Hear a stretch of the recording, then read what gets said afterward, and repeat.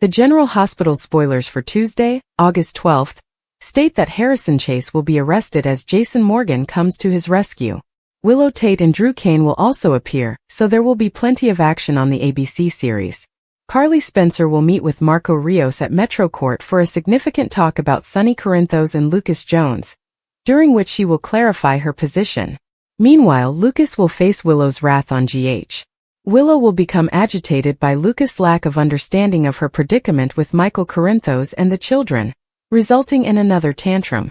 Drew will also cross paths with Willow in the episode airing on Tuesday. Despite Drew's desire to make peace with Willow, she may once more warn that she is done with him for good. Drew will next receive a phone call that will shake him to his core. When Drew receives updates on Scout Quartermain's disappearance, he may assume she has been kidnapped. Could Drew blame Jen Sidwell for this, given his recent error of threatening PC's newest villain?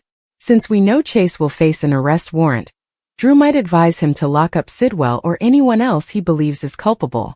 However, there is a chance that Chase will become involved in another narrative. Because Emma Scorpio Drake will pull Giovanni Giopalmieri into difficulties involving Professor Henry Hank Dalton's lab, Chase may eventually arrest Gio.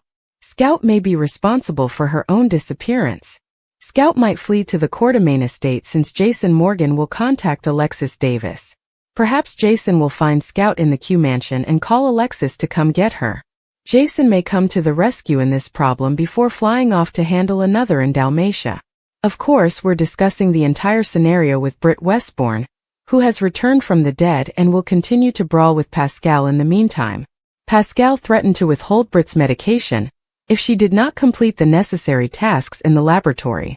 Nonetheless, Britt will push back slightly on Tuesday's broadcast, warning that the outcome is depending on her receiving what she wants. Vaughn and Jocelyn Jacks will eat breakfast in their suite while they plan their future actions. Although Vaughn will have an idea about how to proceed, Jocelyn will believe she has a better one. Vaughn will wind up lying in the sun, flirting with Britt and spritzing her with sunscreen. When Jocelyn arrives later, she is in for a breathtaking scene. Back in Port Charles, Lulu will seek assistance from a creative individual. This could be related to Lulu's strategy to deal with Liesel Obrecht, and possibly force her to leave town despite their agreement.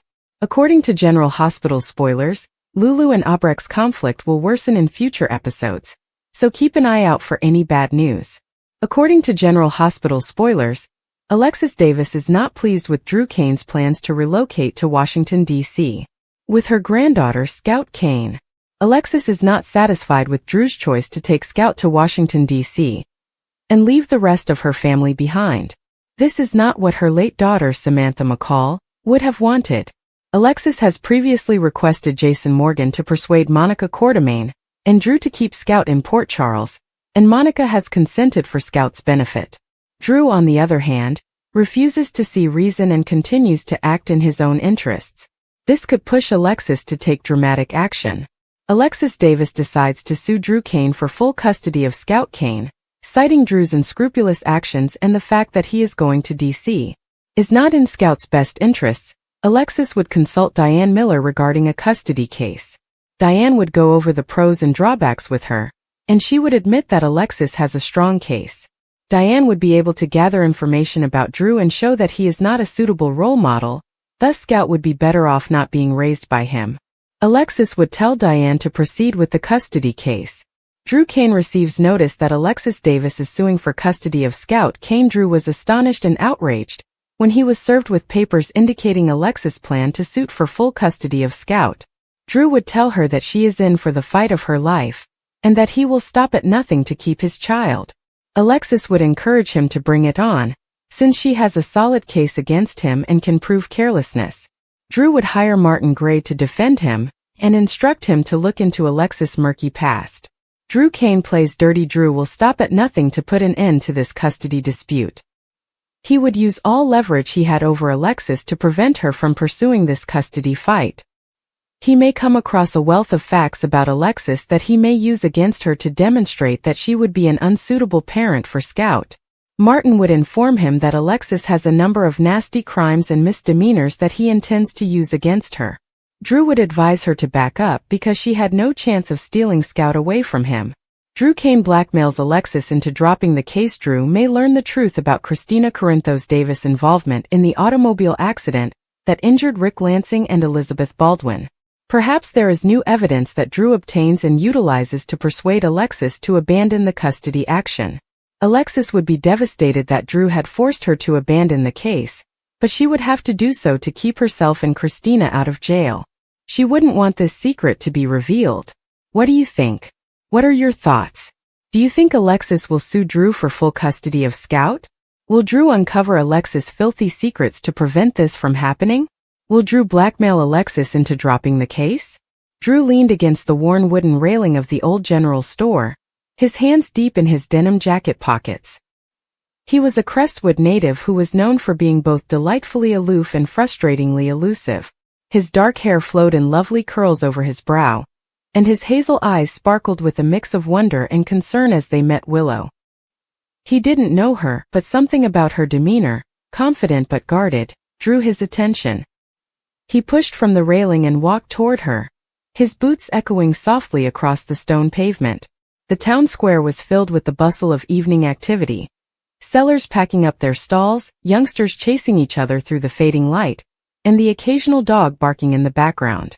But Drew's world constricted to the stranger standing alone, her stare distant but intense. "Are you new in town?" Drew's voice cut through the background noise, smooth and nonchalant, with just a hint of a drawl that revealed his small-town beginnings. Willow turned, her look unclear for a while until a tiny smile formed on her lips. She assessed him, noting his relaxed demeanor and the way his eyes seemed to hold a question he hadn't yet asked. "Is it that obvious?" She responded, her tone light but tinged with challenge. Drew chuckled softly, making the air between them feel lighter. "Let's just say Crestwood doesn't get many visitors who look like they're running from something." Willow's smile faltered, but she immediately recovered, tilting her head. "And you appear to know more than he admits." Their talk flowed naturally, a dance of wit and cautious probing, as if each was testing the other's limits. Willow discovered that Drew worked as a mechanic at his uncle's garage, a profession he took to keep near to home when his parents died years ago. He spoke of Crestwood with passion and frustration, as if the town was both a refuge and a prison. Willow, for her part, offered just enough: her name, her passion of drawing, and a vague hint of needing a fresh start, but kept the specifics of her history private. Drew didn't push, but his gaze stayed on her for too long, as if he sensed the weight she held. They parted ways as the stars began to appear in the sky, but not before Drew handed her a folded piece of paper with his number scrawled in untidy handwriting. "In case you need a guide," he added with a smile. Willow placed it into her pocket, her heart slightly lighter than it had been in weeks. The next morning, Crestwood awoke to a different energy, one laden with anxiety and whispering.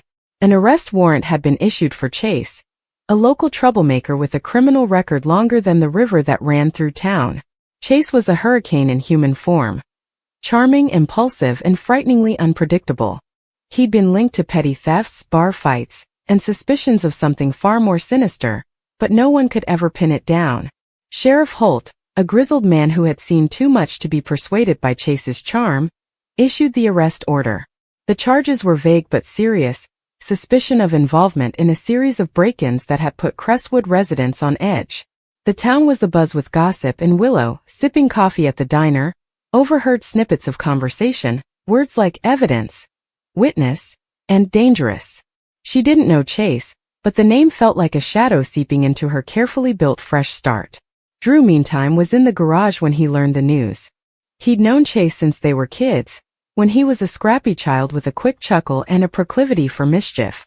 They had drifted apart over the years, their paths splitting as Chase's decisions become more sinister. Drew's jaw tensed as he wiped the grease from his palms, his thoughts racing. He didn't believe Chase was capable of the most heinous rumors, drug trafficking, assault, but the arrest order signaled trouble was developing, and Crestwood wasn't the type of city to handle problems well.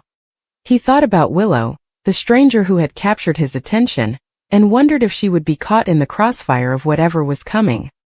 He grabbed his jacket and walked toward the town square, hoping to locate her, though he wasn't sure why. Willow was sketching in her notebook while sitting on a bench near the fountain when the first symptoms of commotion emerged. A police cruiser rushed through the square, its siren breaking through the morning silence. People paused in their tracks, their heads turning as whispers became shouts. "They are heading after Chase," someone called out. Willow's pencil halted in midstroke, her eyes narrowing as she watched the cruiser disappear down a side street. She wasn't sure why, but her instincts told her that this was more than just an arrest. She grabbed her belongings and began walking, her steps quickening as she followed the mob gathering on the outskirts of town. That's when she noticed him. Chase, dashing down an alley, his face pallid and his eyes frantic. He was fleeing, and not only from the law. Something about his need sent shivers down her spine. Drew noticed Willow in the crowd just as the situation became tense. Sheriff Holt and his men closed in, their radios crackling with haste. Chase had fled into the tangle of backstreets, but the deputies remained steadfast, fanning out with a determination that suggested they knew more than they let on. Drew rushed through the crowd to reach Willow's side. "You shouldn't be here," he continued, his voice low and forceful. Willow raised her brow unaffected. "And you should. What is going on, Drew?" Before he could respond, a yell sounded out. A deputy had seen Chase near the old mill. Willow followed, despite her better judgment, with Drew close after. The mill was a deteriorating relic, with boarded-up windows and ivy-covered walls. Chase had nowhere else to run. The cops surrounded the building, pistols drawn, and the air became thick with anxiety. Willow and Drew remained on the outside of the scene, hidden behind a cluster of trees. "This isn't just about break-ins," Drew murmured, his gaze riveted on the mill. "Chase got caught up with some terrible people, out-of-towners." Willow's mind raced as she pieced together the details she'd overheard. She didn't know Chase, but she knew what it was like to flee from something you couldn't escape. Her past, which she had left behind, seemed closer than ever. That was when Jason emerged. He was a ghost in Crestwood, a man who kept to himself and only spoke when absolutely necessary. Jason was the type of person who no one asked questions about. He was tall, broad-shouldered, and had a scar along his left face. Rumors circulated that he had been a military mercenary or something in between, but no one knew for certain. He strode through the crowd with silent power, his black eyes searching the surroundings. Willow noticed him right away, her artist's eye drawn to the way he carried himself, as if he had seen it all and survived. Drew strained beside her, his voice barely audible. "That is Jason. If he's here, this is bigger than we thought," Jason said without hesitation. While the deputies shouted commands and the audience waited, he sneaked into the mill by a side entrance, gliding like a shadow. Inside, the air was thick with dust and the odor of rotting wood. Chase was cornered, his back against a rusting machine, his fists high and his gaze defiant. "I didn't do it," he spat, his voice trembling. Jason did not react, scanning the room with razor-sharp intensity. He was not there for the deputies or their arrest order. He was looking for answers. "Where is it, Chase?" he inquired, his voice low and steady like a sword poised at the ready. Chase's gaze shifted to the shadows as if waiting for someone or something else to appear. Outside, Willow and Drew watched as the deputies tightened their perimeter. Willow's heart beat, her instincts warning that something was about to go awry. "We need to do something," she said, but she didn't know what. Drew shook his head, pressing his fingers on hers as if to ground them both. "Jason has got this. He always does." But he didn't seem convinced. Inside the mill, the strain broke. A loud and thunderous gunshot sounded out, followed by a cry that was not Chase's. The audience gasped and the deputies rushed forward, but Willow's gaze was drawn to the mill's entrance, where Jason appeared, dragging a hobbling Chase after him. The scene that unfolded was chaotic. Deputies swarmed, shouting instructions and cuffing Chase, who was yelling about his innocence. Jason disappeared as fast as he had appeared, his countenance unreadable. Willow caught a sight of him vanishing into the trees, and their gazes locked briefly. His stare conveyed something, perhaps familiarity or caution. She could not tell. Drew drew her back, his tone urgent.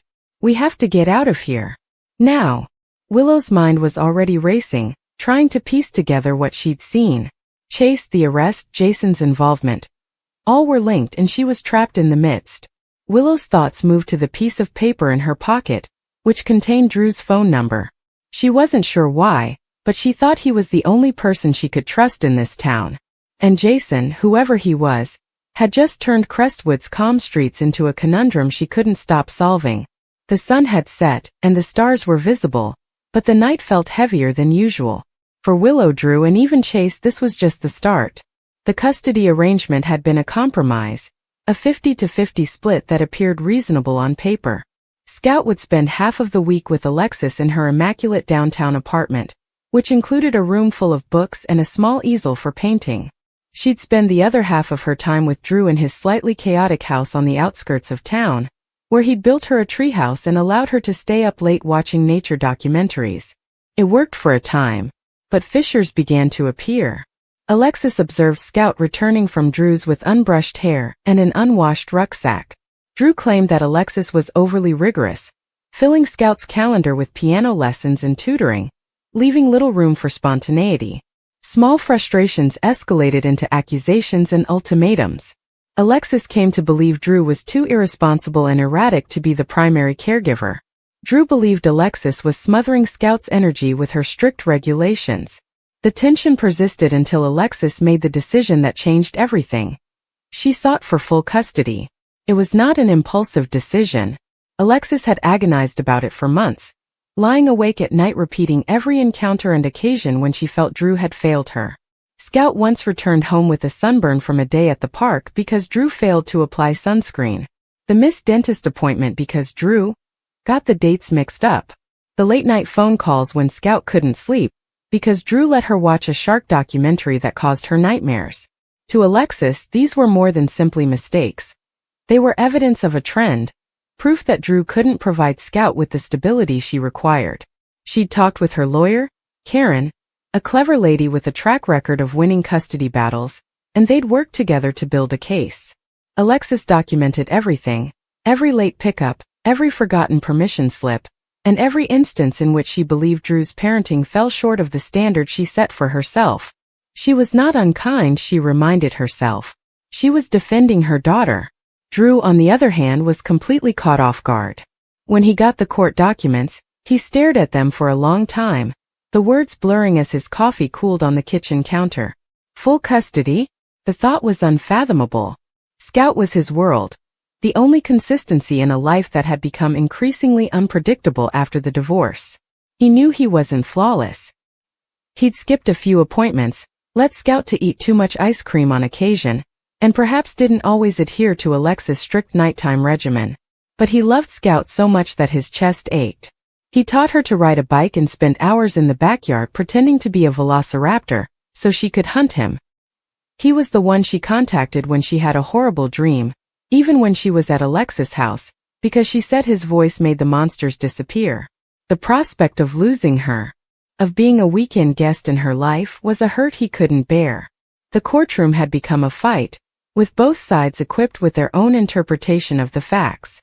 Karen, Alexis' lawyer, took the lead, her voice calm and commanding as she explained the case. She portrayed Alexis as a dedicated, attentive mother who gave order and security, in stark contrast to Drew's apparent carelessness. She presented the documented incidents, the sunburn, the missed appointments, and the shark documentary, as a pattern of negligence. She phoned witnesses. Scout's teacher, who stated that Alexis was always on time for parent-teacher conferences, and a neighbor who saw Scout playing unattended in Drew's front yard.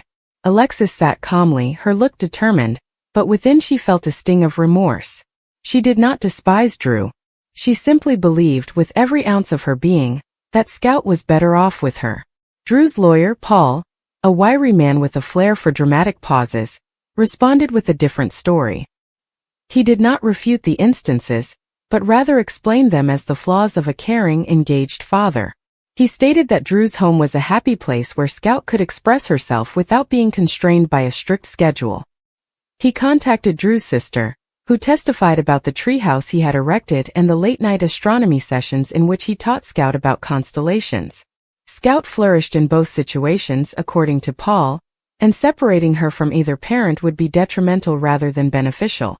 Drew's eyes glistened as he listened, and his hands remained still for the first time that day. He wanted to rise up and shout that he wasn't perfect, but he was trying, and that he loved Scout beyond all else. But he remained silent, allowing Paul to speak for him. The judge, a woman in her late 40s with a straight-talking style, listened closely, her pen running slowly over her notebook. She'd seen similar scenarios before. Parents who loved their child but couldn't agree on what was best for her. She pressed Alexis on why she believed shared custody was no longer realistic, and drew on how he intended to handle the concerns highlighted. Alexis talked calmly, her voice steady but full of emotion, expressing her desire to protect Scout's future and maintain her constancy. Drew's reaction was less professional, with words flowing out in a rush. He accepted his shortcomings but appealed for the opportunity to remain Scout's father rather than a visitor. The judge nodded, her demeanor enigmatic, and ordered a recess. Outside the courthouse, Alexis stood by a window, gazing at the bleak sky. She thought of Scout, who was probably painting or asking her mother a million questions about why clouds move. The thought of her daughter caused a lump in her throat. She didn't want to upset Drew, but she couldn't stop thinking about how Scout would suffer if she didn't take action. Drew leaned against a wall. His phone opened to a snapshot of Scout grinning in the treehouse, dirt on her cheek. He worried whether he had let her down, if his love was insufficient to compensate for his inadequacies. The recess was over, and they returned to their seats, the space between them immense despite the small room. The session continued into the afternoon, with additional testimony and arguments. Karen introduced a child psychologist who discussed the value of routine for a child Scout's age, implicitly indicating that Alexis' method was preferable. Paul countered with a family friend who recounted Drew's relationship with Scout, including how her face brightened up when he picked her up from school. The court requested to hear from Scout herself in a private session, which made both parents' hearts race. Scout's comments, whatever they were, would have significance, and neither Alexis nor Drew knew what she would say. They waited, the minutes passing slowly, each engrossed in their own concerns and hopes. When the judge returned, she just mentioned that she had taken Scout's words into consideration. She talked briefly, with a measured but forceful tone. She recognized both parents' love for Scout, their dedication and imperfections. She highlighted that no parent is perfect, and that children require both structure and freedom, discipline and enjoyment. She wasn't ready to rule yet. She needed more time to evaluate the data and decide what was actually in Scout's best interests. The session was adjourned, leaving Alexis and Drew with nothing but uncertainty. As they exited the courthouse, Alexis noticed Drew, who was already walking away, his shoulders bent. For a brief moment she wanted to shout out to him, say something, anything to bridge the gap between them. But the words did not come. Drew, too, felt the want to turn back and ask Alexis why things had to be this way, but pride or anguish stopped him pushing on. They both understood this wasn't the end, just a stop in a war that would determine Scout's and their own futures. In the days that followed, Alexis immersed herself in work, attempting to drown out the what-ifs that haunted her. Drew spent hours in the treehouse, repairing a loose board and wondering if Scout would ever climb it again. Scout, unconcerned about the legal tempest, painted a dinosaur with her mother's eyes and her father's smile, a modest act of love for the two people who loved her the most, even as they tore themselves apart.